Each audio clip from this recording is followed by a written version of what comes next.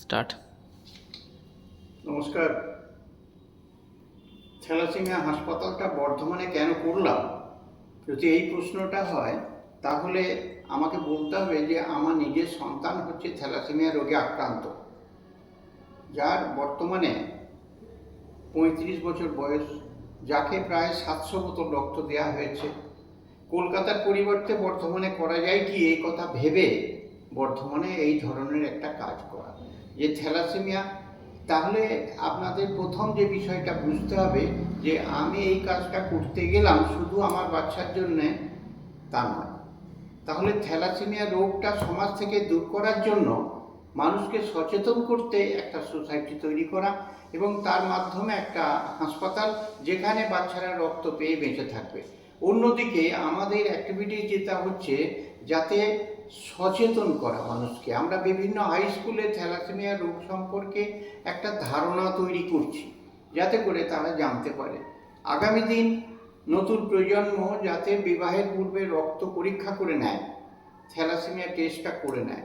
তাহলে thalassaemia test করে নিলে একজন ক্যারিয়ার, একজন নর্মাল লোক বিবাহ করলে তাদের বাচ্চা থ্যালাসেমিয়া রোগে আক্রান্ত হবে না। তাহলে এই ধারণা তৈরি করা। তাহলে আমাদের কাজ হচ্ছে বাচ্চাদের বাঁচানোর জন্য একটা হাসপাতাল। অন্যদিকে এই বাচ্চাদের দলে যেন ভিড় না হয়, ভিড় কমানোর উদ্দেশ্যে নতুন প্রজন্মকে থ্যালাসেমিয়া রোগ নিয়ে যাতে জন্মাতে না পারে তার জন্য।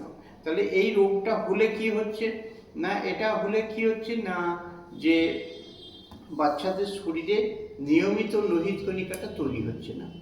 নিয়মিত লোহিত কণিকা, আমাদের দেহে যে লোহিত কণিকা বেঁচে থাকে 120 দিন, থ্যালাসেমিয়া রোগীদের যে লোহিত কণিকা তৈরি হচ্ছে তা 15 দিন 30 দিন এর মধ্যেই সেগুলো ধ্বংস হয়ে যাচ্ছে। তাহলে অসমিত লোহিত কণিকা তৈরি হচ্ছে যে শরীরে, সেই সমস্যাটার নাম হচ্ছে থ্যালাসেমিয়া।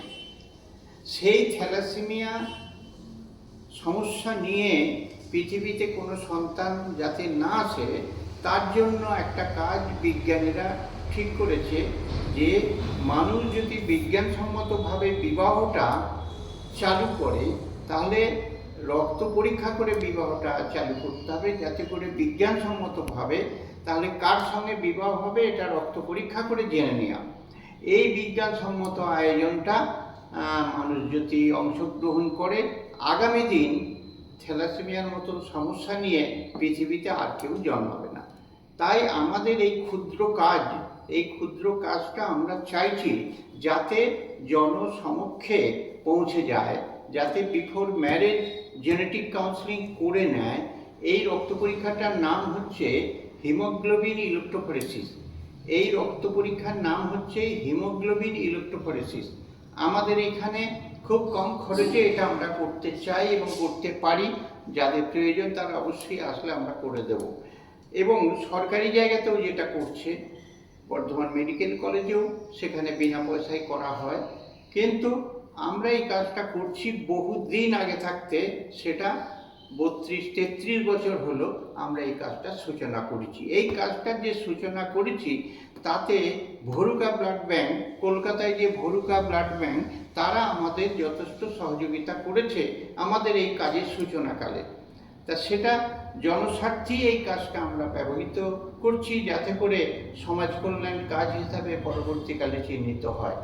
সেই কারণে যারা থ্যালাসেমিয়া রোগে আক্রান্ত তাদের বাঁচানোর জন্য এই ক্ষুদ্র আয়োজনটা, এই ক্ষুদ্র আয়োজনে আপনারা যারা রক্ত দান করেন তাদের প্রত্যেককে আমি আন্তরিক শুভেচ্ছা জানাচ্ছি, যাতে করে এই বাচ্চাদের বাঁচানোর জন্য এগিয়ে আসা, যে আমরা আছি তাদের পাশে। আর আমরাও যে কাজটা করব, যে আমরা যেন সমাজের পাশে থাকতে পারি, যাতে একটা সমাজ কল্যাণ কাজ হিসাবে আমাদের কাজটা পরবর্তীকালে চিহ্নিত হয়। যাই হোক, আপনাদের আজকে বেশি কিছু বলবো না। তা নমস্কার।